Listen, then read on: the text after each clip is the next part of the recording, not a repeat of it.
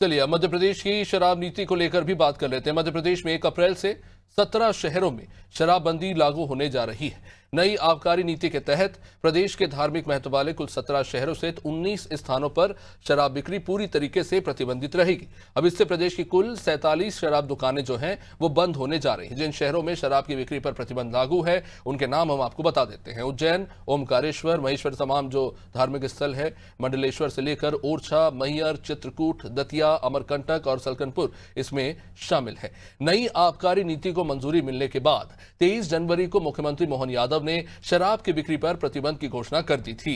इस कदम से राज्य सरकार को आबकारी राजस्व में लगभग 450 करोड़ रुपए का नुकसान होगा।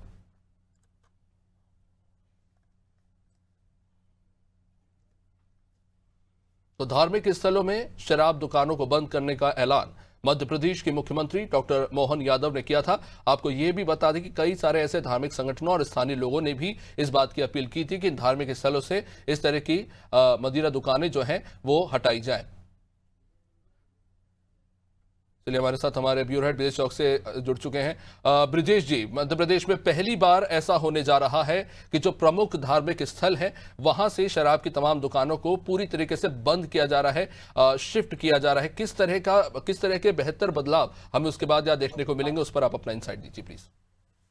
निश्चित तौर पर अभिषेक, हम देख रहे हैं कि लगातार मध्य प्रदेश में बीजेपी की सरकार जो धार्मिक शहर हैं, धार्मिक नगर हैं, धार्मिक स्थल है, उनकी पवित्रता को लेकर बरकरार रखने को लेकर जतन करती है। इससे पहले हम देखते हैं कि नर्मदा नदी के किनारे के 5 किलोमीटर के दायरे में शराब दुकानों पर प्रतिबंध लगा चुकी थी शिवराज सिंह चौहान सरकार, जिसको वर्तमान डॉक्टर मोहन यादव की सरकार ने भी बरकरार रखा है। इतने ही नहीं, इसके आगे कदम बढ़ाते हुए 17 शहरों में शराबबंदी का ऐलान किया है। वो 17 शहर वो हैं जो धार्मिक महत्व के हैं, जहाँ पर धार्मिक पर्यटन होता है, जहाँ पे धार्मिक के मंदिर हैं, जो मंदिर हैं वो प्रतिष्ठित है एक तरह से। चाहे हम ओमकारेश्वर की बात करें, चाहे ओरछा की बात करें, चाहे उज्जैन की बात करें, तो वो तमाम शहरों में शराब प्रतिबंध करने का नई आबकारी नीति में प्रावधान किया गया है, कि जो कि 1 अप्रैल से लागू होगी। यानी 2 दिन बाद इन शहरों में शराब दुकानें नजर नहीं आएंगी, इससे शराब दुकानें बाहर हो जाएंगी। ये 17 धार्मिक स्थल हैं यहाँ पे इन शहरों में, और उसमें आप देख रहे हैं कि 6 नगर पालिका है, 1 नगर निगम है, और 7 नगर पंचायतों के तहत ये आती हैं, ये शहर आते हैं, जहाँ पे शराब की दुकानें जो पहले से मौजूद थी वो अब इस बार नहीं नजर आएंगी। 1 अप्रैल के बाद आप यहाँ देखेंगे कि शराबबंदी पूर्णतः रहेगी। इन शहरों में आपको शराब मिलेगी नहीं, यहाँ पे आपको सार्वजनिक स्थल पर आपको शराब पीते हुए लोग नजर नहीं आएंगे। पहले ही हम देख रहे हैं कि मध्य प्रदेश सरकार अहाते बंद कर चुकी है, और अहाते बंद करने के बाद अब ये 17 शहरों में जो शराबबंदी की है, तो आप देख रहे हैं कि उमा भारती से लेकर बीजेपी के भी तमाम नेता, चाहे पूर्व मुख्यमंत्री हो चाहे वर्तमान मुख्यमंत्री हो, वो इस नशाखोरी को प्रतिबंधित करने के लिए एक तरह से प्रतिबद्ध है। वो चाहते हैं कि युवा वर्ग है, जो युवा पीढ़ी है, वो किसी भी तरह के नशे की गिरफ्त में न आए, और इसके साथ ही जो धार्मिक स्थल है उनकी पवित्रता बरकरार रहे। तो आप देखिए कि उसकी ही दिशा में एक के बाद एक कदम सरकार उठाती जा रही है। नई आबकारी नीति में एक और कदम उठाती है, जैसे पहले मैंने आपको कहा नर्मदा नदी के किनारे 5 किलोमीटर के दायरे से शराब की दुकानें हटा दी गई थी। अब उसके बाद नई आबकारी नीति में 17 शहरों को और जोड़ दिया गया।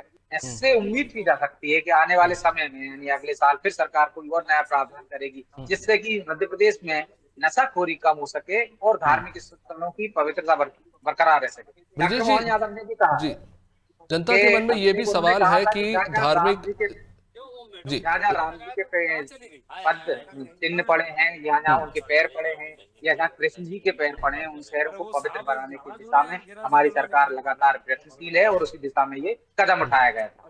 जी विजय जी, ये जो फैसला लिया गया है बेहद सराहनीय फैसला है, क्योंकि स्थानीय लोगों से लेकर तमाम संगठन इसकी मांग कर रहे थे। लेकिन ये सवाल भी उठता है कि ये दुकानें यहाँ बंद कर दी जाएंगी, लेकिन पास के क्षेत्र में दुकानें होंगी, तो क्या प्रशासन के लिए भी एक चैलेंज रहेगा? क्योंकि आपने धार्मिक स्थलों में शराब की दुकानें बंद कर दी है, लेकिन शराब पीने वाले जो लोग हैं उनको लेकर एक चैलेंज होगा प्रशासन के देखिए, लिए? ऐसा अभी कोई प्रावधान किया नहीं गया है कि जहाँ जी पे आप उन शहरों में शराब पी सकते हैं या नहीं पी सकते हैं। जी। रही बात कि अब प्रशासन के लिए चुनौती तो है, निश्चित तौर पर प्रशासन को ये देखना होगा कि उन शहरों में जहाँ पर प्रतिबंधित है शराब धार्मिक हम्म, क्षेत्रों में, वहां पे अवैध रूप से शराब तो नहीं बिक्री हो रही, उसकी कहीं होम हम्म, डिलीवरी तो नहीं हो रही। एक हम्म, चुनौती है, इस पर आबकारी विभाग को भी ध्यान देना होगा। इसको लेकर हम देख रहे हैं कि प्रशासन को साथ साथ पुलिस को भी ध्यान रखना होगा कि इस तरह की गतिविधियां तो नहीं है। सार्वजनिक स्थलों पर हम देखते हैं, धार्मिक शहरों में शराबबंदी नहीं थी उससे पहले, सार्वजनिक स्थलों पे लोग शराब पीते थे। उज्जैन का ही एक मामला है, किस तरह से शराब पीकर रेप का एक मामला सामने आया था, जो फुटपाथ पर रहने वाली महिला के साथ रेप किया गया था। हम्म, तो इस तरह की घटनाएं होती है, उससे धार्मिक शहरों की बदनामी होती है, हम्म, धार्मिक भावनाओं को ठेस पहुंचती है। इस कारण लगातार कुछ संगठन इस तरह की मांग कर रहे थे। निश्चित तौर पर यदि शराबबंदी होती है, चाहे हम देखते हैं बिहार में शराबबंदी है, गुजरात में शराबबंदी है, तो पुलिस और आबकारी विभाग हम्म, के पास चुनौती तो रहती है कि वो जो सरकार की मंशा है उसका पालन बेहतर तरीके से करा सके, वहाँ पे इस तरह की गतिविधियां ना हो, उनको रोकने के लिए चौकन्ना रहने की इसको जरूरत है। तो ये नहीं, चुनौतियां हमेशा निश्चित तौर पर कोई भी कानून बनता है तो उसमें प्रशासन के सामने रहती है, संबंधित विभाग के सामने रहती है। जी। निश्चित रूप से बहुत बहुत शुक्रिया विजय जी। तो जाहिर तौर पर एक सराहनीय कदम उठाया गया है। मध्य प्रदेश में पहली बार ऐसा होने जा रहा है कि तमाम धार्मिक स्थलों में शराब की दुकानें पूरी तरीके से बंद हो रही है।